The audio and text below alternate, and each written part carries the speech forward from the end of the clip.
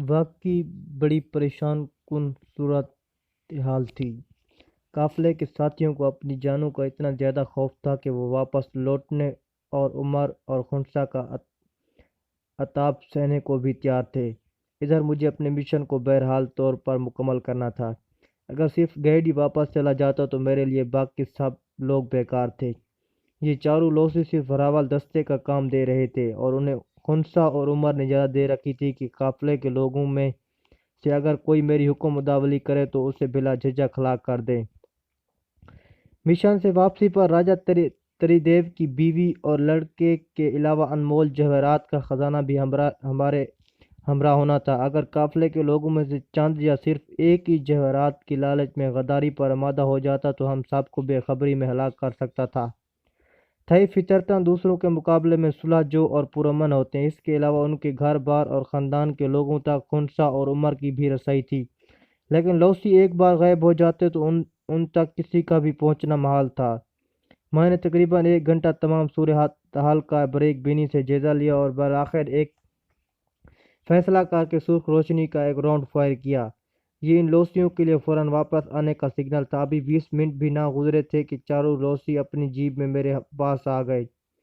میں نے خوش دلی سے ان کو خیر مقدم کیا اور اس دوران میرے قافلے کے لوگوں بھی ہمارے گرد جمع ہو چکے تھے۔ میں نے انہیں کہا کہ آئندہ سفر جاری رکھنے سے پہلے میں سب کا اسلحہ چیک کرنا چاہتا ہوں تاکہ مجھے تسلی ہو جائے کہ کسی ہنگامی صورتحال سے نپٹنے کے لیے ہمارے فائر پاور کتنی ہے۔ میں نے قریب کھڑے 5-6 تھیوں کا اسلحہ لیا اور چیک کر کے انہیں لوٹا دیا۔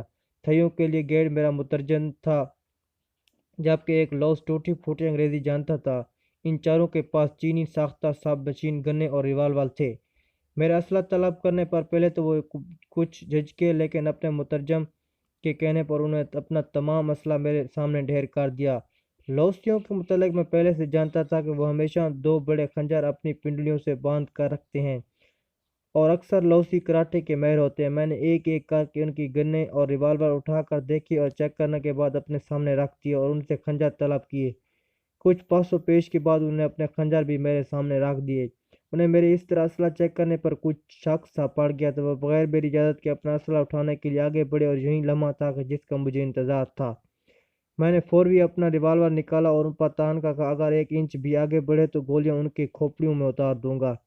میں نے گائیڈ کو اشارہ کیا تو ان کے پیچھے کھڑے تھیوں نے انہیں پکڑ کر نیچے گرا دیا اور پہلے سے کہ وہ کراٹے کے داؤ آزماتے 2 تھئی ان کی پشت پر بیٹھ گئے اور انہیں پوری طرح اپنی گرفت میں لے لیا۔ میں نے انگلش بولنے والے لوسی کو سیدھا لٹانے کو کہا اور اس سے پوچھا کہ تم لوگوں نے 3 تھیوں کو شوٹ کیا تھا جو کہ وہ بمال سامان کے بھاگ رہے تھے، کیا تمہارے ان ساتھیوں کے علاوہ تمہارا کوئی اور گواہ بھی ہے اور تم ان کو ٹانگوں میں گولیاں مار کر زخمی کر سکتے تھے؟ ان کو ہلاک کیوں کیا؟ اب یہ لوگ تم سے بدلہ لیں گے۔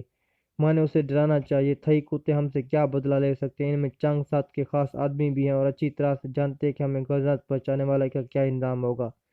لوسی نے لیٹے لیٹے جواب دیا، چنگ سات کون ہے؟ میرے استفسار پر لوسی بولا، خنسا کا ایک ابھی تک نمبر 2 ہے اور بہت جلد خنسا کی جگہ لے گا۔ میرے لیے یہ بات بالکل نئی تھی۔ عمر کے مطابق خنسا کا کوئی نمبر 2 نہیں تھا۔ جو اس کے بہت ہی قریبی اور وفادار تھے ان میں چنگ سات کا نام کوئی بندہ نہ تھا۔ دوسری طرف میں نے دیکھا کہ عمر اور خنسا کے آدمی اپنی قومیت کی وجہ سے ایک ہو چکے تھے۔ ان میں مسلمان بھی تھے اور بدھ اور عیسائی بھی، لیکن قومیت سب مذہبی اختلافات پر حاوی تھا۔ انہی میں سے ایک آدمی نے آگے بڑھ کر مترجم کے کان میں سرگوشی کی۔ مترجم بولا، سر جی آپ سے علیحدگی میں کچھ کہنا چاہتا ہے۔ میں اسے اور مترجم کو لے کر ایک طرف ہو گیا۔ مترجم اس کی زبانی بولا، سر وہ لوسی سور ٹھیک کہتا ہے۔ چنگ سات خنسا کا لٹل آرمی کا ایک عہدیدار ہے اور ہمیشہ اس طاق میں رہتا ہے کہ خنسا کو ختم کر کے خود گولڈن ٹرائینگل کا ہیڈ بن جائے۔ ان چاروں لوسیوں اور مجھے اور میرے ساتھیوں کو بھی چنگ سات نے ہی بھجوایا ہے۔ چنگ سات آپ کی خنسا سے ملاقات کے وقت وہاں موجود نہیں تھا، لیکن جو لڑکی آپ کو خنسا کے کمرے میں لے گئی تھی اس نے چھپ کر آپ کی ساری باتیں سن لی اور چنگ سات کو بتا دی۔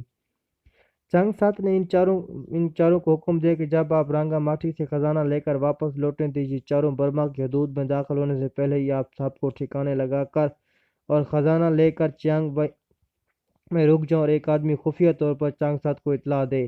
میرے اور میرے ساتھی کی یہ ڈیوٹی تھی کہ کھوج لگا کر ان کو یہ بتائیں کہ خزانہ مل گیا ہے اور کس کے پاس ہے۔ جب چانگ سات کو خزانہ مل جائے تو پھر ہم سب 4 لوسی اور دونوں تھئی، عمر اور خنسا کو جا کر یہ بتائیں کہ واپسی پر ڈاکو نے اچانک حملہ کر کے خزانہ لوٹ لیا اور سب کو قتل کر دیا۔ ہم بڑی مشکل سے جانیں بچا کر واپس لوٹے ہیں۔ مجھے اور میرے ساتھیوں کو یہ خیال بھی بار بار آتا کہ آخر میں یہ لوسی ہم دونوں کو بھی قتل کر کے اصل واقعات کے چشم دید گواہوں کو بھی ختم کر دیں گے۔ ہم نے چانگ سات سے وفاداری کا عہد کیا تھا، لیکن ان لوسیوں نے سارے تھئیوں کو گالیاں نکال کر ہماری قوم کی بے عزتی کی۔ میں نے چانگ سات کا راز آپ کو بتا دیا ہے۔ آپ ہم سے چاہے جو سلوک کریں، ہم دکھ نہیں ہوگا۔ ہم اپنی بے عزتی اور موت تو برداشت کر سکتے ہیں، لیکن ساری قوم کو ذلیل کہنے والے کو کبھی معاف نہیں کر سکتے۔ وہ تو ساری بات کہہ کر چپ ہو گیا، لیکن میں سوچ رہا تھا کہ یہ ایک تھئی ہیں جن کا سارا ملک اور معاشرہ ایک قبہ خانہ بن چکا ہے، لیکن ان میں بھی ابھی قومی غیرت باقی ہے، اور ایک ہم مسلم پاکستانی ہیں جو اپنی غیرت، جرأت اور مردانگی کے نعرے لگاتے تھکتے نہیں۔ لیکن ہماری قومی حمیت جانے کس تحت السریب میں پڑی سو رہی ہے۔ دنیا بھر میں ہماری رسوائی کا باعث بننے والوں کی، ملک کو دخیلت کرنے والے اور ساری دنیا سے قرض کی بھیک مانگ کر رسوا کرنے والوں کو ہماری قوم ایک دار تشتری میں سجا کر پیش کرتی ہے۔ جنرل جائزہ خان جیسے شرابی، کبابی اور زانی حکمران کو کنپٹی پر پستول رکھ کر ستارہ سے ہٹانے، اور ذوالفقار علی بھٹو کو سول مارشل لا ایڈمنسٹریٹر اور صدر بنانے والے نجات دہندہ جنرل گل حسن کو بھٹو نے وفاداری کا یہ صلہ دیا کہ انہیں کمانڈر ان چیف بنا کر مارچ 6 ہفتے بعد ذلت اور رسوائی کے بعد سبک دوش کر دیا۔ انہیں زیر حراست پنڈی سے لاہور گورنمنٹ ہاؤس لایا گیا اور وہاں بھی انہیں ہدایتیں دی گئیں۔